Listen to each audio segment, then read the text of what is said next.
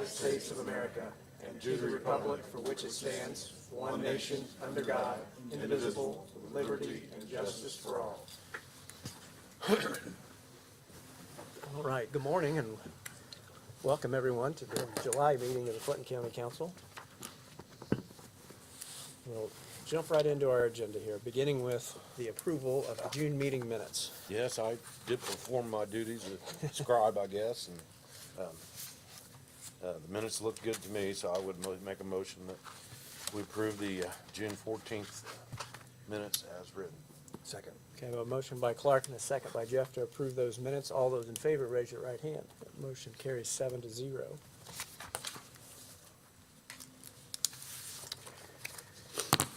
All right, moving on to our monthly reports. We have Brett with us today, Community Corrections.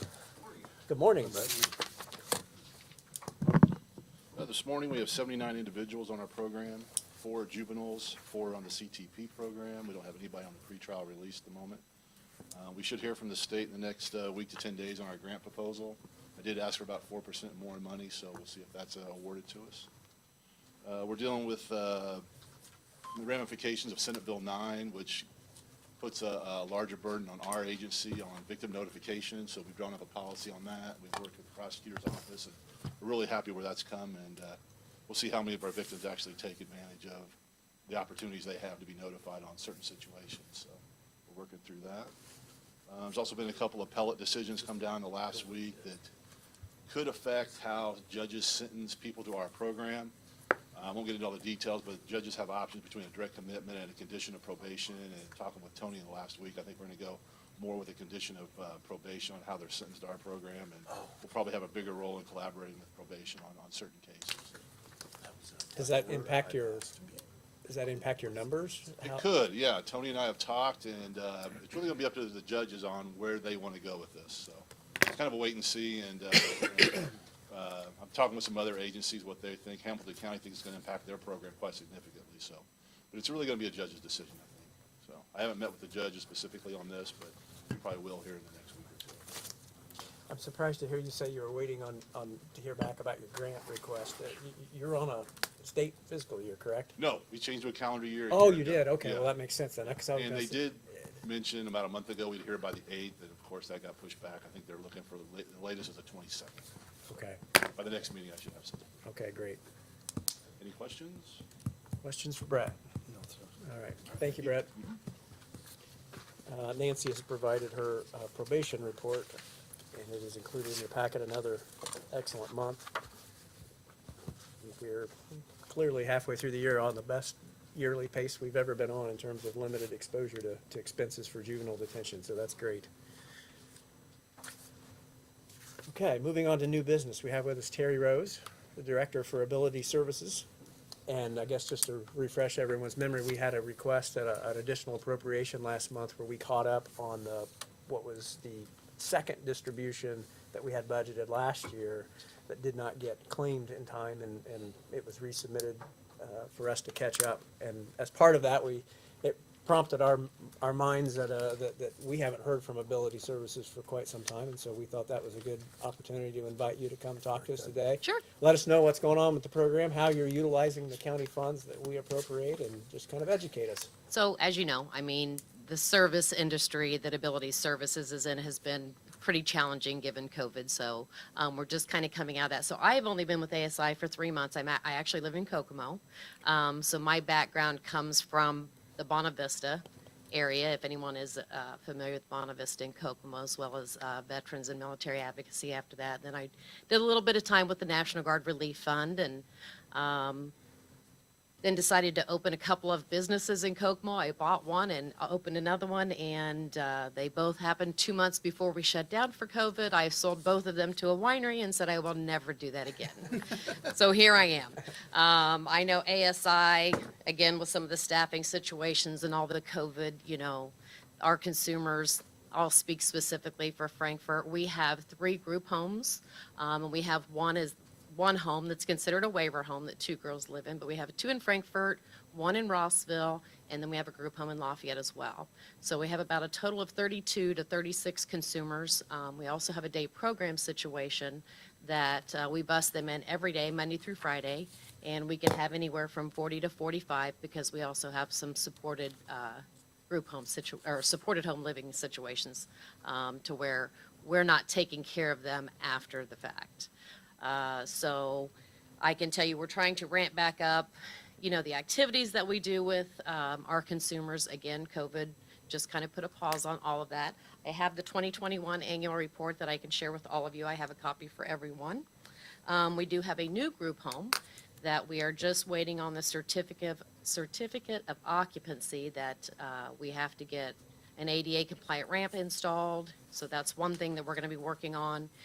Some fencing and just a couple of other things that we still have to finish, but the house itself is completed. But once we get the outside, a couple things on the outside done, and again, funding is a big part of that. So that's finished, and it's directly across the street from one of our other group homes. So that's a 3-bedroom home. We'll house 3 individuals. Staffing, it's still a challenge. So that's one of the hurdles we're still going to have to kind of jump to even get that house full to make sure we can staff it. So. But there's a lot going on. As far as a financial report regarding what we have specifically spent these funds on, I'm going to get that from my fiscal department, and I'm going to email that to you. Great. But we are working on a lot of stuff. I've just now, like I said, I'm into my 90 days. I've finished the programming piece of the training to where now I'm getting into the fiscal piece. So I have a lot of experience with grant requests and grant reporting. So once I get familiar with that side of our system, I plan on just coming, very often and being a part of this. Great. I guess to give you a little background, one of the questions that came up last month when the request was in front of us was that I think we were all curious whether the funds were truly needed if they could go the whole period, that whole 6-month period of the second half of the year, and were never asked for. Okay. And so that kind of prompted the discussion of, what do our funds support? Yes. And so, Yep. yeah, anything that you could help provide. Well, as and we there should be a start- line item for that, and I'm going to dig into the details of that. That way I have an answer for you. I thought I was coming this morning, to be honest with you, just to be introducing myself to the community. So I found out 15 minutes before I walked out that I needed a little bit more information than I had. So, Okay. but I've committed that to you, and I will get you the specific details on that. And It'll help us as we move into next year's budget absolutely, discussion, so- absolutely, yes, yep. Okay. Well, we appreciate you taking the time to Would come. you like me to leave? Yes, please. Terry, Yes, you please. understand the request that he asked there, right, as far as our concern, that money you're asking for a year, basically, and Absolutely. you understand that? Okay. Absolutely, yeah. I'll give you a little bit of my background. For example, in Kokomo, I was part of a family service association that's a nonprofit, and we built a 27-unit apartment complex with IHCDA funds for homeless veterans. I'm very familiar with, and that's what I said, I don't think the fiscal girl that knew I was coming knew exactly the reporting piece Okay. that I needed. I know what that is, and I can run it on my own. And that's what I'm going to do, because I absolutely understand that. There's a functional component too. When municipalities give money for these types of things, we have to be doing it for some sort of, public benefit. Absolutely, And so we need yes. to have that reporting back to us. Yeah. So how was it requested initially? Oh. Well, we've had sure. we've had an ongoing, we had a Okay. presentation years back. Yeah. A line item was put in the budget, and it's for the most part been rolled over. And we've had, and that's kind of what prompted the discussion, is just thinking, we haven't heard in a long time Yeah, sure. about how these funds are being utilized. And so I think we'd just like to make sure that we have that open line of communication. Yep. Well, let me do some background history, and like I said, I will email it if that's okay. Yes. I'll email that information, give me to the end of the week, and I'll get that information for you, and we'll just go from there. We appreciate it. Any questions for Terry before she goes? All right, thank you. Thank you. All right, next up, Louisa Hoffman, Learning Network. And friend. Good morning, and this is my friend, Melinda. Melinda Grismer, most of you probably know, she is the director of the Learning Network, and she is going to, you have heard from me, talk to you about our Summer Kids Workshop Program, which we just finished up at the end of June, It was very successful. I'm still recovering from it. But Melinda will talk to you. You would ask about budget, and so we have developed a budget, and she will kind of go over that with you. I think you have a copy of it. Yeah, that would be a good thing to have in front of you. But yes, thanks for the opportunity to be here and present this request for an annual commitment to the Learning Network Summer Kids Workshops program. This is a Learning Network program. Extension is our in-kind only partner. So we wanted to put this budget together so you can kind of see where the funds come in and what happens with that. The Summer Kids Workshops program serves all of Clinton County residents.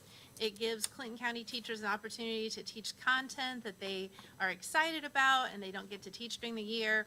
And Summer Kids Workshops this last year in 2022, which just happened a few weeks ago, offered 32 morning and afternoon workshops and featured a lot of career exploratory classes like welding and a lot of different, a whole wide variety. We have Legos, we have mini farm adventure. Help me out, tons. Well, we had a new class. We had a mini police academy that we worked with Brett on. It was an awesome class. The kids heard from a different police officer each day. They got to go to the jail. They got to go to Brett's office, put an ankle bracelet on the instructor and tracked her with GPS. Just lots of hands-on learning. We also had a new class this year out at the airport that was phenomenal. We had 8 kids who went there every morning, and they learned all aspects of aviation, from helicopters, gliders, drones, and then on the last day each child got to go up in a plane with a pilot and take about a 15-minute flight, and I was out there when that happened, and it made all my hard work worth it just to see their faces when they got off that airplane. They were just so excited. So as Melinda said, we offer lots of hands-on learning in areas that you don't get to learn about in school. So these kids, it gets them off the couch, and more importantly, it just gives them exposure to different kinds of careers that they might follow somewhere down the line. I'll turn it back to Melinda. Yeah, no, that's great. So yeah, since 2007, we've been doing this. So a lot of you remember this program from way back. It was first funded by an after-school grant that lasted us for 8 years through the state of Indiana, through the Department of Education. When that didn't come through anymore and was kind of reallocated to different programs across the state, we tried to sustain it with community sponsorships, which we've been doing for the last 5 years. So that's why we have the total number of participants listed for the last 4 years, but we've seen a desire from the community to continue Summer Kids Workshops because we've been able to fund it at that level. The community has responded overwhelmingly with the $500 or $1,000 each to help keep each one of these workshops going. So the reason, for the ask, you can kind of see from the participants listed, in 2018 we had 275 participants. Now we just had 412 participants, and that was cutting it off. There were a lot of kids that wanted to participate that couldn't. So the reason for the ask, really it's only 17% of the total that we're asking for. If you notice, the program in total really costs $68,936.58 because that's the addition of the $43,000 that it takes to pull it off, plus the $25,000 in kind from Extension. So community sponsors gave almost $25,000, and then registration fees paid for $20,000.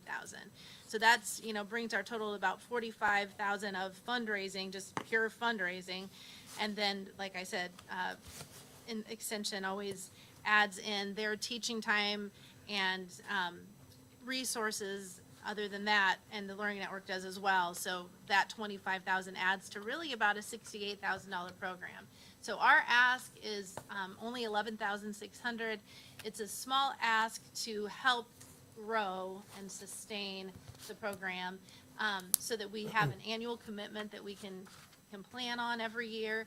And that would, for this next year in '23, really help us to have about 4 more instructors, pay for the increasing cost of transportation, and be able to pay the instructors a little more. We've paid them $25.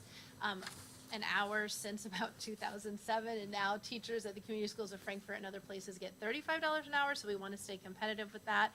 So that's the reason for the ask is, and we've also had a lot of, interest from the county over these last few years saying that they wanted us to kind of ask, what can we do to help? And so that's why we're here saying this would be a really great way to just show the commitment over, an annual commitment that could help us keep Summer Kids Workshops going. So I'm going to interrupt just a Yeah. minute. Every year in November, Melinda starts going out to the area businesses and essentially begging for money to run the program. So every year, we don't know until I know that we have enough sponsors to cover the cost of the program. I can't go any further as far as, getting my teachers scheduled, and so every year it's, are we gonna make it this year? Are we gonna get enough, sponsorship, enough money to run the program? And so I guess we're just asking for a small piece just to help sustain this program that really is, there's nothing else like it here in Clinton County. It's kind of, as people like this year, for example, we had lots of parents saying, oh my gosh, I never knew this existed. This is such a cool program. I want to, how early should I contact you next year so that I get the class that I want to get for my child? So it's kind of it's a boon for Clinton County, I think. Other places, Lafayette, Indianapolis, you would pay 4 times what you pay. Our cost to the parent is $50. Yeah. Get you a class for a morning or a class for the afternoon. And actually, that's how it started, because when my kids, back in 2007, I was a classroom teacher, and then I became director of the Learning Network, and I needed to be there during the summer, and I thought, what can I do so that my kids have a place to be where I'm at?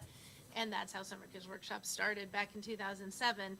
And I looked at other programs. I looked in West Lafayette, and the Jerry program there costs $250 still to this day, $250 for a morning workshop, whereas ours costs $50. So just to give, there's your 4 times more expensive, and it's quite a drive for people. So there really is nothing to compare. This is a unique program that is a reasonable cost and offers a great value. You have Questions? a question. That's a lot of information.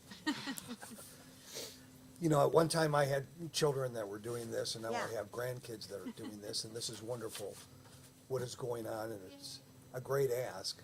I think it's kind of a gray area for the county council, what our role is. That's a comment that I have.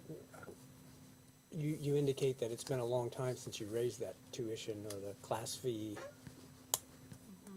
Why not? Or why wouldn't you go to, by my rough math, a move to 75, so you're still well below other programming, would make up the same amount you're asking for? We could try it. It would definitely, we have sponsors that give money for scholarships. There's just a few of those, but that would definitely price out people. It would price out people, and it would price out multiple students in a family. And that's why we've really resisted doing it. We resisted for a while there. It was all grant funded with, I think we had a small fee, like maybe $25. And so we already raised it at the 5-year mark. So when we went off of grant funds and onto community sponsorship, we raised it from 25 to 50. But, every time you raise it, you're pricing out community members, and we're not in a tremendously wealthy community. To most so. of you, that $50 is nothing. Sure, I'm gonna do this. But I would say a third to a half of our families, to them, $50 is a lot of money. And as Melinda said, we would not have as many participate. The program would still go, we wouldn't have our 412. There'd be a lot of kids. You have the wealthier people. In You the would. community. A lot of kids in the community would not be able to participate just because their parents wouldn't see it as a priority. Let me just say, have you gone to the city of Frankfurt, to the council to Not ask yet. them? Okay. That is on your plan, Melinda? We haven't done that yet. Okay, No, okay. actually, I think, people in the, council and commission kind of, requested that we come present, so that's Council. why we started Okay. here first. And it's we have this year, we have kids from all 4 county schools. Right. It really is a county Yeah. program. We have tons of Prairie, Rossville, Central kids. Yeah. Right. Participate. Yeah. Have you worked or approached or partnered with the Community Foundation? We have not made a community foundation ask yet. And that's not a bad idea to go to them, to consider that. I'd We like have- our, We have other community foundation funded programs for the Learning Network, but we haven't asked for summer kids Okay. programs yet. I can certainly appreciate the need to have, or the desire to have some set funding that you could build on before would just- November. Yeah. We need to go through our budget process as well. I appreciate having this information, and that we'll have to look at it in conjunction with everything else and see where we stand. We have our own challenges that we're trying to deal with. I guess my gut feeling is I'd rather be the funder of last resort than the first ask, if that makes sense. You know, after we know that the Community Foundation would be out, just from past experience, you can tell me whether I think the Farm Bureau Board might grant some funding for some of these welding type, you know. That's a good possibility. You know, I can think of a few options for some fundraising efforts, you know, so just kind of talking off the top of my head here, but I do firmly believe that holding the fees down is a very important thing. Because I think our community is a little lower income, and I really feel a passion in my heart, and I know these two ladies do, for helping the ones that are a little underprivileged. And, you know, those are the ones that, what if one of those 7 or 8 out at the airport ends up going to Purdue and then, ends up being an astronaut or a pilot for and it's those underprivileged people that we need to support, and And I agree. but I also hear what Jeff and Alan are saying too, and it's important. We when we give money like this, it's got to be for a specific reason, and being the one of last resort, I agree with that. well, so to build on what you're saying, then maybe an opportunity is, you know, you do raise the fee to 75, and for those that it's a struggle, we're a scholarship opportunity, you know, but those that can, do. So that is something you might be interested in, is being like a scholarship donor? Well, I that appeals to me more. It feels like you're making a more direct impact, but, Okay, and I'm like, Jeff, you know, both of my boys went through classes and programs and loved it, and so I know the value of it. I still have welding tasks that I give out that they learned when they started in the welding, program, so. So I want to be creative with it. We get into our budget in August and September, really, so we'll have it in the context of the bigger picture at that point. And we would be appreciative of anything. Right. honestly. Going back to what Clark was talking about, the airport class, I know that half of those kids had never been in a plane before and would not have had that opportunity. And you're right, I thought, Clark, of these kids, I bet you somebody is gonna go into an They're talking aviation about field. that. Yeah. Yeah, Sure. they get exposed to things they never even knew were possible, you know? Right. Pretty neat. Well, I can tell you with certainty that the folks at the airport enjoyed it just as much All very as the kids, so, yeah. There you go, that's good. awesome. Well, thank you. Thanks Okay. for hearing. Thank you for the thank you for the budget and the numbers. Right. Very helpful. We won't forget. Awesome. All Thank right. you. Thank you.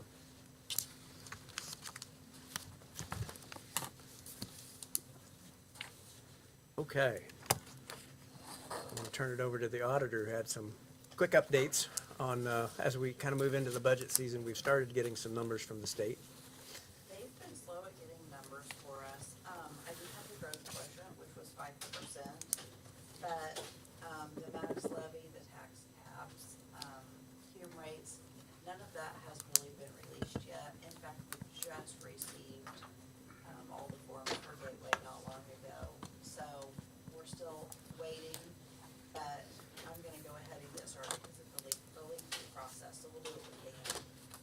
And I would add to that list, we do not yet know the income tax Yes. information.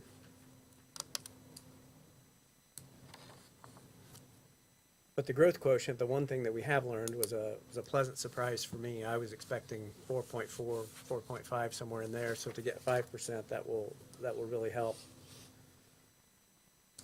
So if we can get a strong income tax number, and I think statutorily, they're supposed to get us something by the end of July, if I remember right. So is that right? The preliminary one, I think, for our budget purposes, I think they're supposed to get us something by July.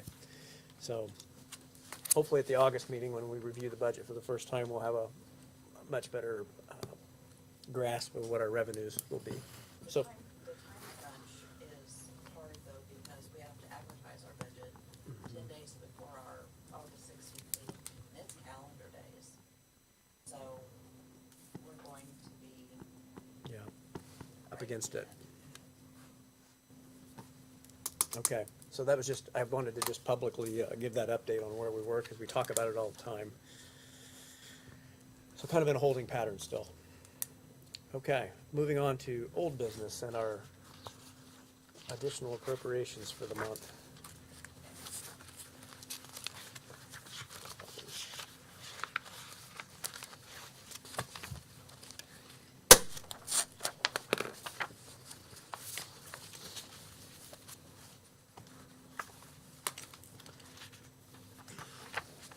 Okay. Beginning with the general fund. We have a couple of refunds here that we need to appropriate back. $91 for meals from the sheriff's office, and $32.13 medical reimbursement, pharmacy reimbursement from the sheriff's office. The big one out of the general fund is the $92,000 that the council discussed at our special emergency meeting with regard to the temporary chillers that we have outside the courthouse. You'll recall that we were fortunate that that came right after we received a $100,000 special distribution from the state, so we turned around and sent it right back out the door. But here's the official appropriation of $92,000 for those courthouse chillers, and that is all for county general. From the accident report fund, $250 as a donation to put towards scene lighting for the sheriff's department. From the Board of Health, $10,500 to purchase immunization clinic equipment for the immunization clinic mobile trailer. You'll recall that Rodney, and I'll let Rodney speak to it, I know he's here, but I think this is is this from grant money or is this from your administrative funds? Yep. As we've worked, Yeah. got rid of grant money, now we're looking at, putting some into the trailer, so. Yeah, you'll recall, Rodney's done a great job of keeping us up to date on the administrative fees that have been coming in as he and the staff have been compensated for all their work with COVID, so now we have the ability to do some things like this. Surveyor's office, $257 reimburse for some professional service fees and engineering fees, and then a second one for $1,010 for the same reimbursement for some engineering fees. And then a third one, $643.05 reimbursement for professional services engineering fees. Health Department, again, $5,000 travel immunizations that we're going to use to purchase from the Travel Immunizations Fund to purchase supplies. From the Infraction Deferral Fund, $2,500 the prosecutor's asking for additional professional services. Trying to keep money out of the general fund, I appreciate that. Community Corrections, some continued collections from Trex. I like seeing that, $246.23, $383.09, and $103. So what does that total to? $732.32. That program continues to pay off. Public Defender Board, as I kind of refresh because this can sometimes be confusing, but you'll recall that we are able to get a reimbursement from the state for certain public defender expenses, and this month our reimbursement for a quarter, January 1 through March 31, 2022, is $20,174.74. And then we got an additional stipend for the capital case the capital murder case, kind of working on its own timeline and course as a separate special project almost, but that was $30,281.35 for public defender reimbursement. And I believe that is all. One of the shorter ones we've had. Any questions or need for clarification on any of those? If not, I would entertain a motion to approve. Motion approved. Motion by Jeff and a second by Joe. All those in favor, raise your right hand. Motion carries 7-0. We do have a handful of transfers that we need to approve as well. For Parkview, Chris needs to move $800 from miscellaneous supplies to repair of equipment. So they're installing a new water softener system. EMS, Stephen's asking to transfer $25,000 from the part-time line item to overtime. And Stephen and I have been in fairly regular contact, and this is one of those situations where we are down part-time employees. He just doesn't have part-time people to plug into spots, and so it necessitates the full-time staff working overtime. So the budget impact of that is that he has the part-time money to move, and he's moving it to where we're actually utilizing it. Board of Health, $117 from education and training to registration and conference fees. Highway Department, we need to make a transfer between two employee line items, $8,000 from an empty line and move it to an occupied line, $8,000. Sheriff's Office, we're going to make an adjustment here, $13,000 from the benefits line to FICA, the Social Security and Medicare line. And I believe that's all of the transfers that require approval. Again, I would entertain a motion if there's no questions. I think I've got Mike with the motion and Jake with the second. All those in favor, raise your right hand. Motion carries 7-0.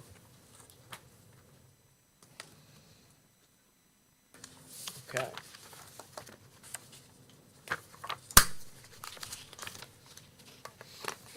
Excuse me, hey, Yes. excuse me, Britt, when it comes to overtime and work comp, is it, the overtime is not calculated on, maybe the county is different than private? It is different, okay, because it's really better for somebody to work overtime than to hire somebody in private industry, because that part of overtime is not work comp Not calculated. always for us. Okay, good enough, I've always wondered that, okay, thanks.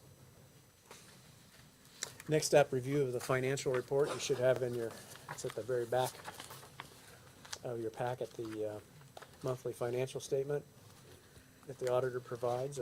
We always like to have the minutes show that it was provided and we've had an opportunity to look at it. I've looked it over. Okay. Motion to. I make a we've- motion.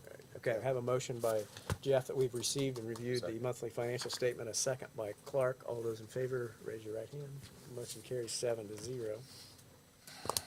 Any council reports? I'll report that the ARPA committee is gonna meet after this meeting, and we'll, we did receive, the commissioners had actually approved the first, well, it's called an addendum to the PPA, which is the public-private agreement, and that is the document that's gonna govern the build, operate, transfer process for the courthouse annex and the renovation of this facility. So they got the first, I guess you'd call it almost work order. It'd be the way to refer to that addendum for the approving the design fees. So now that gives the ARPA committee our first like real request for funds. So we'll discuss that today. And we've had a couple of new requests that have been reached out to both Commissioner Brewer and myself. So I'll bring that to the attention of the rest of the committee. And I think we're probably to the point where we've got all of the requests we're going to get, and now it's time to start deciding how we're gonna allocate the money. So we'll do, And I have asked for the second portion, but have not received it yet, okay, so we're still waiting. okay. Jake? Well, I've been approached by several people in regards to those funds. And more now than I was before with the city receiving their $2,000 stipend to all city employees. So like, would that be consideration for the county? And 3% raise. That's, If you want 2,000 and 3%, I'm open. Okay. I'm just, don't shoot the messenger. We do budget 10% though. Duly noted, Jake. There we go. Alan, did you, I'm assuming everybody received the thing Yeah, from Kelly yes, thanks, Mike. on that insurance. I told her that I would bring it up so we can at least discuss it. I said, I know there's gonna have to look at financials and everything else and see what it entails, but, To elaborate on Mike's point, we received an email from an employee asking the county to reconsider our policy of, it's the spousal exclusion policy, where any employee that has a spouse who is eligible to receive benefits from their own employer must take them from their own employer, and they're excluded from being on the county plan. I can tell you, Mike, that that's been discussed many times by the insurance committee, and it was done for a reason, or two reasons, really. One, it's the industry standard. It's not something that's unique or that we're punitive to our employees. That's what most every employer does. And we were actually taking a disproportionate hit to our budget because we were unique in that we didn't. And since we pay 85% of employee benefits, anybody that had a choice came to our plan, and so it was very, very expensive. When we changed away from that, we saved, well, I don't remember, it was hundreds of thousands of dollars when we did that. So to change back would be adding hundreds of thousands of dollars to the budget, which, you know, we can talk about it as an insurance committee and make a recommendation, but I know the numbers are gonna say what the numbers say, and it's gonna be cost prohibitive for us to make that change. There was a sentiment that it's unfair to some employees, but the fact of the matter is, no matter what course we change, somebody, not everybody can be treated exactly equally. There could be a case made that if you are on another insurance plan that you should, we've had people come and say, well, I don't cost the county anything for insurance, I should get a bonus, you know, and doing things like that. So, we need to have here, and we haven't scheduled it yet, but we've talked about scheduling our first renewal meeting where we start talking about next year's insurance renewal, and we talk about these things as a committee. And so we'll certainly bring it up, and we can have LHD run a cost estimate, but it's gonna be super expensive. I knew that. I told her I would bring it up. No, I'm glad you did, yeah. Yeah. Anybody else want to comment on that? I say that because I've been on the insurance committee for a long time, and I know those discussions, but, It's all we've ever known.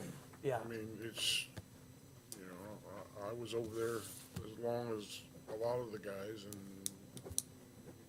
if your spouse was offered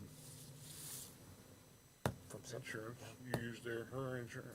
And actually, in certain instances, year to year, it was cheaper doing it that way for both of them. I mean, paid less at the bottom line. So, I mean, yeah, Kind of is what it is. yeah, and we can't govern that if it's industry standards. I mean, it's, I think two things actually. We always tell the employee when they hire on, if your spouse is gainfully employed and their company pays 50% or more of their insurance.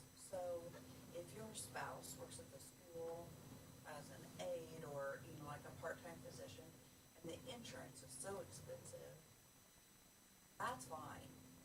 You know, they can come onto our plan. We make allowances like that for a reason, because sometimes they wouldn't even have a paycheck otherwise.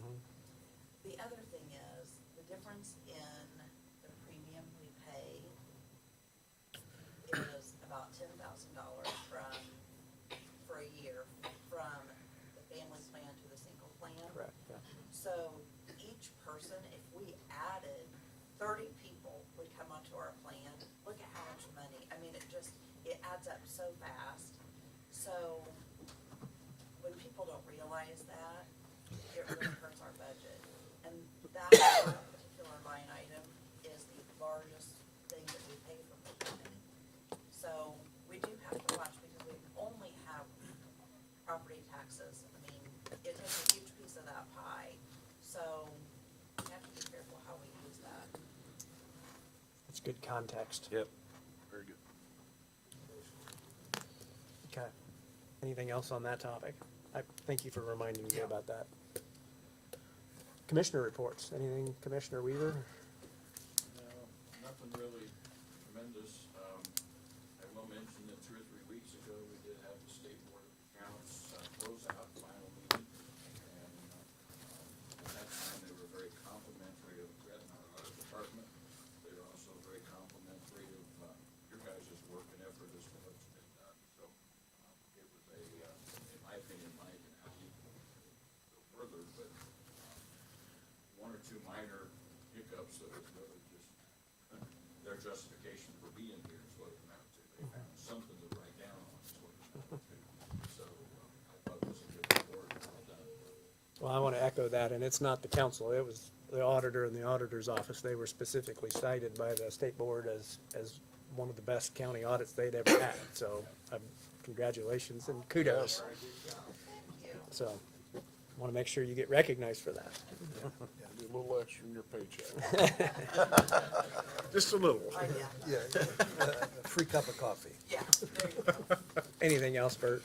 No, that's pretty Okay, much it. okay. A couple other minor things, but nothing to write home and mom about. Okay. Department heads, any department heads need time with the council? Yes, sir.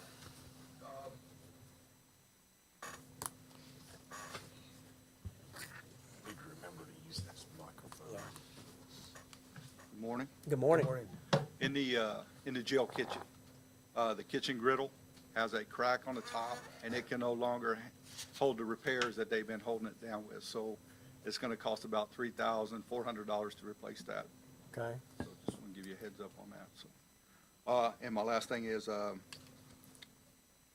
think they emailed it to you, but this is the 2022 semi-annual commissary report. Thank you. Yeah, I did forward that to the full council, but I appreciate the hard copy. All right. Thank you, sir. Thank you. Thank you. Anybody else?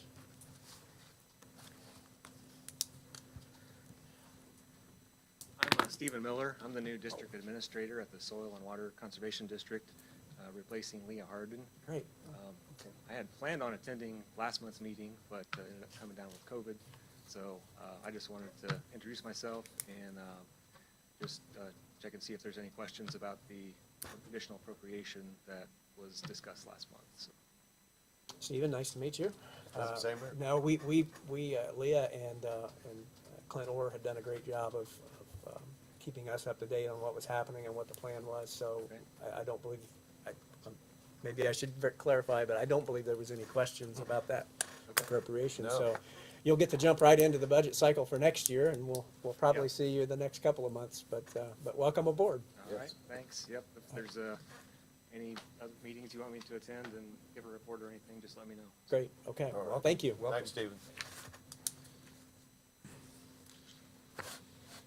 All right, anybody else? Rodney? Just wanted to thank the council and Brett's office for working with us to consolidate our grant monies that we're leaving in about 3 different funds to facilitate that purchase for our LED sign. So as I told the commissioners, we got 2 bids, of the original one.